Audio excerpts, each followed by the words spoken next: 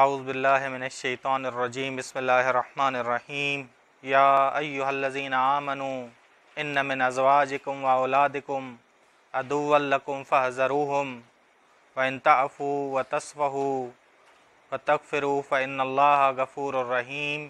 صلوات پڑھیں محمد اور آل محمد پر۔ اللہم صلی علی محمد و آل محمد وعجل۔ سورہ تغابن کی آیت نمبر 14 اور 15۔ یا ایھا الذین آمنوا، اے وہ لوگ جو ایمان لے آئے، ان من ازواجکم، من بازی آئے، بے شک تمہارے بعض ہمسر، یعنی تم میں ساروں کے نہیں، متقین کے نہیں، مومنین کے نہیں۔ ان من ازواجکم و اولادکم، بے شک بعض تمہارے ہمسر اور بعض اولادیں تمہارے لیے دشمن ہیں۔ عدو لکم فاحذروہم، پس تم ان سے بچتے رہو، ہوشیار رہو۔ وَإِن تَعْفُوا، اگر قدرت کے باوجود معاف کرو، وَتَصْفَحُوا، اور دل سے کینہ نکال دو، وَتَغْفِرُوا، اور معاف کر دو، سزا معاف کر دو، فَإِنَّ اللَّهَ غفور الرحیم، سزا اور خطا معاف کر دو، فَإِنَّ اللَّهَ غفور الرحیم، بس یقیناً تم بھی مظہر غفران خدا بن جاؤ گے، تم بھی خدا کی مغفرت کو پاؤ گے اور رحمت کو پاؤ گے، مظہر صفات خدا، عفو خدا بن جاؤ گے، اور تم بھی مغفرت پاؤ گے، تم بھی خدا کی خاص رحمت پاؤ گے۔ بس لوگ یہ خیال نہ کریں کہ اگر اللہ نے ان کو مال، اولاد اور ہمسر دیا ہے تو خیر دیا، ان کو خیر دیا ہے۔ یہ ایک ظاہری نعمت ہے، یہ ایک ظاہری نعمت ہے، یہ دنیا کی زینت ہے، اور دوسری معنوی نعمت ہے، وہ آخرت کی زینت ہے، جیسے توحید ہے، رسالت ہے اور امامت ہے۔ بس ایحسبون، سورہ مومنون آیت نمبر 55 اور 56، ایحسبون انما نمدہم بہ من مال و بنین نسارع لہم فی الخیرات بل لا یشعرون، کیا وہ باطل گمان کرتے ہیں کہ ہم ان کی امداد کرتے ہیں مال اور اولاد سے، ہم ان کے لیے خیرات میں جلدی کرتے ہیں، بلکہ وہ شعور نہیں رکھتے کہ یہ ان کی آزمائش، یہ ان کی آزمائش ہے۔ بس اگر ظاہری نعمت معنوی نعمت سے جدا کرے انسان، تو کوئی چیز آتی ہے ظاہری، کوئی ظاہری نعمت ہے جو معنوی نعمت سے جدا کرتی ہے، تو وہ دشمن بن جائے گی۔ ان من ازواجکم و اولادکم، اگر اولاد زبیر کو امامت سے جدا کر دے تو کیا ہو جائے گی؟ یہ اولاد دشمن ہو جائے گی، کہ زبیر منا اہل البیت، زبیر ہم اہل بیت میں سے تھا، مگر اس کے بیٹے نے اسے ہم سے جدا کر دیا، بس کیا بنا دیا؟ یہ دشمنی کی جناب زبیر کے ساتھ اپنے بیٹے نے، ٹھیک، بس دشمن ہے تو ان سے ہوشیار رہنا چاہیے، بس فاحذروہم، ہوشیار رہنا ضروری، ہوشیار رہنا ضروری ہے۔ وَإِن تَعْفُوا وَتَصْفَحُوا وَتَغْفِرُوا فَإِنَّ اللَّهَ غَفُورٌ رَحِيمٌ، بس اگر تمہارے پاس قدرت ہو تو بغیر سزا دیے ہوئے معاف کر دو، بغیر سزا دیے ہوئے معاف کر دو، دل سے کینہ نکال دو۔ بس عاجز انسان صبر کرتا ہے، عفو نہیں کرتا۔ بس جو عاجز ہے وہ کیا کرے گا؟ صبر کرے گا۔ قدرت رکھنے والا کیا کرے گا؟ وعلیکم السلام، عفو کرتا ہے، صبر نہیں کرتا۔ جیسے رسول خدا صلی اللہ علیہ وسلم نے فتح مکہ کے وقت عام معافی کا اعلان کیا، عام معافی کا اعلان کیا، ٹھیک، بس ایک دفعہ انسان عاجز ہے تو عاجز انسان، اس پہ ظلم ہوا تو کیا کرے؟ صبر کرے۔ ایک قادر انسان ہے، بدلہ لے سکتا ہے، لیکن اس کے باوجود وہ معاف کر دے، بس وہاں عفو کا مرحلہ ہے۔ عفون کے بعد ہے صفحون کا مرحلہ۔ صفحون سے کیا مراد ہے؟ بس عفون کیا ہے؟ قدرت کے باوجود کسی کو سزا نہ دینا، یہ کیا ہے؟ عفون ہے۔ اور صفحون کیا ہے؟ دل سے کینہ نکال دینا، دل سے کینہ نکال دینا، انسان اپنے دل کا صفحہ پاک کر دے، انسان اپنے دل کا صفحہ، وہ کینے والا صفحہ کیا کر دے؟ صاف کر دے۔ بس وَإِن تَعْفُوا، اگر قدرت کے باوجود معاف کرو، سزا دینے کی قدرت کے باوجود معاف کرو، وَتَصْفَحُوا، اور دل سے کینہ نکال دو، دل سے کینہ نکال دو، وَتَغْفِرُوا، اور اس خطا کو معاف کر دو، بس تعفو، سزا معاف کر دینا، تصفحو دل سے کینہ نکال دینا، تغفروا خطا معاف کرنا، پس فإن اللہ غفور رحیم، تم مظہر صفات خدا بن جاؤ گے، پس یقیناً اللہ کی غفرانیت کو، اللہ کی رحمت خاص کو بھی تم پاؤ گے۔ مظہر صفات خدا کے مظہر عفو بن جاؤ گے، مظہر صفون بن جاؤ گے، اسی طرح اور اللہ بھی تمہیں معاف کرے گا، اللہ بھی تم پر کیا کرے گا؟ خاص رحمت کرے گا۔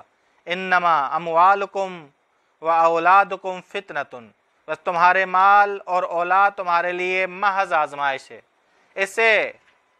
اس فتنے کو ہم ہی یا تو دشمن بنائیں گے یا ہم ہی اسے کیا بنائیں گے؟ بس ہم یا تو دشمن بنائیں گے یا ہم اس کو وسیلہ بنائیں گے آخرت تک پہنچنے کے لیے۔ یہ مال اور اولاد ہم سمجھتے ہیں کہ نعمت ہے، نہیں، آزمائش ہے، آزمائش ہے۔ ہمارے ہاں تعبیرات میں بھی ہے کہ اللہ نے نعمت دی ہے مجھے، اللہ نے نعمت دی ہے مجھے، یا یہ تعبیرات کہ اللہ بیٹی کا حساب تو نہیں لے گا۔ کیوں نہیں لے گا؟ بیٹی کا حساب کیوں نہیں لے گا؟ بیٹی کا بھی حساب لے گا، بیٹے کا بھی حساب لے گا خداوند عالم۔ اب جس کے پاس بیٹے نہیں ہیں، بیٹیاں ہیں، وہ اللہ اس سے معاف کر دے گا کہ ہاں جی تیری بیٹیاں ہیں جہاں تو نے استعمال کی۔ نہیں، وہ نعمت میں آتی ہیں، وہ فتنے میں آتی ہیں، ہر چیز فتنے میں آتی، ہر چیز آزمائش میں آتی۔ اب ہم پہ ڈپینڈ ہے کہ ہم اسے نعمت ظاہری بنائیں، اسے نعمت بنائیں، یا اسے کیا بنائیں؟ نقمت بنائیں۔ اگر نعمت کو صحیح جگہ پہ استعمال نہ کیا جائے تو وہی چیز نقمت بن جاتی ہے۔ نعمت نہیں بنتی، کیا بنتی ہے؟ نقمت بنتی ہے، یعنی باعث بنتی ہے کہ خدا ہم سے انتقام لے۔ بس نعمت کے مقابلے میں کیا ہے؟ نقمت ہے۔ بس پہلے یہ نعمت بننے سے پہلے، نقمت بننے سے پہلے مال اور اولاد کیا ہے؟ آیت نمبر 15 نے واضح کر دیا، انما اموالکم و اولادکم فتنۃ۔ مبادا کہیں کوئی غلط فکر اولاد سے ملے اور ہم لے لیں،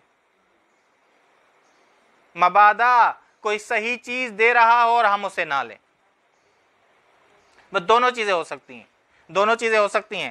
انما اموالکم و اولادکم فتنۃ، تمہارے مال اور تمہاری اولاد اللہ کی طرف سے صرف آزمائش۔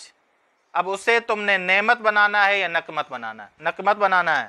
واللہ عندہ اجر عظیم، اللہ کے پاس بڑا اجر ہے اگر تم نے کیا بنایا؟ اسے نعمت بنایا۔ اگر اسے نعمت بنایا، بس نعمت ظاہری کب فائدہ مند ہے؟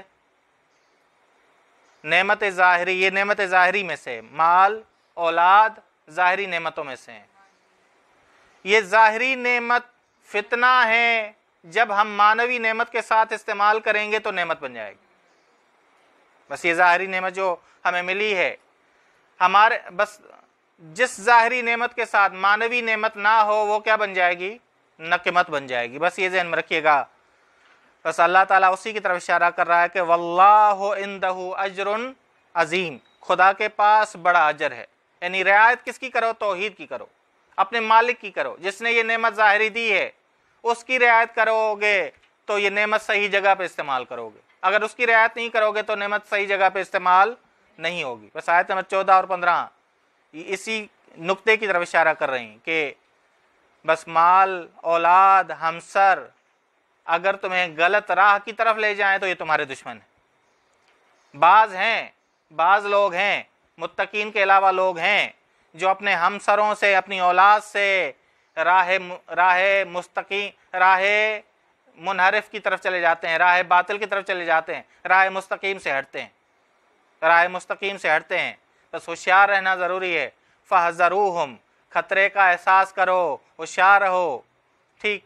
اور ایک معاشرے میں رہنے کا قانون، اگر تم معاشرے میں رہو تو عدالت کی بنا پر نہ رہو، احسان کی بنا پر رہو۔ عدالت یہ ہے کہ فلاں نے مجھے پتھر مارا تو میں بھی پتھر ماروں، فلاں نے مجھے تکلیف دی میں بھی بدلا لوں۔ لیکن احسان کیا ہے؟ فلاں نے اگر مجھے تکلیف دی ہے میں اس پہ احسان کروں، میں اس پہ احسان کروں۔ بس معاملہ احسان والا کرو گے تو معاشرہ پاکیزہ بنے گا، محبت آئے گی اس معاشرے میں اور رہنے کے قابل بنے گا، رہنے کے قابل بنے گا۔ اگر یہ معاشرہ، اگر گھر اس بنا پر کھڑا ہو کہ بدلہ لیا جائے، وہ گھر کیا کون سا؟ اگر ایک گھر ہو جو محاذ جنگ بنا ہوا ہو کہ میں نے بھی بدلہ لینا ہے، میں نے بھی بدلہ لینا، بس ایک معاشرہ اگر ایسا بنا ہوا ہو تو وہ معاشرہ تباہی ہے، وہ تباہی ہے۔ ضرورت ہی نہیں ہے کہ داعش اور طالبان آ کے ان پہ حملہ کریں، وہ خود ہی لڑ کے مر جائیں گے، اختلاف بدلے لے کے مر جائیں گے۔ ٹھیک، انما اموالکم اولادکم فتنہ، مال اور اولاد تمہارے لیے ظاہری نعمت جو ہے، معنوی نعمت کے بغیر کیا ہے؟ آزمائش۔ اگر تم معنوی نعمت کے ساتھ ان کو استعمال کرو گے، واللہ عندہ اجر عظیم، اللہ کے پاس اس کا بڑا اجر ہے۔ وصلی اللہ علی محمد اہل بیتہ الطیبین الطاہرین، اللہم صلی علی محمد وآل محمد وعجل فرج۔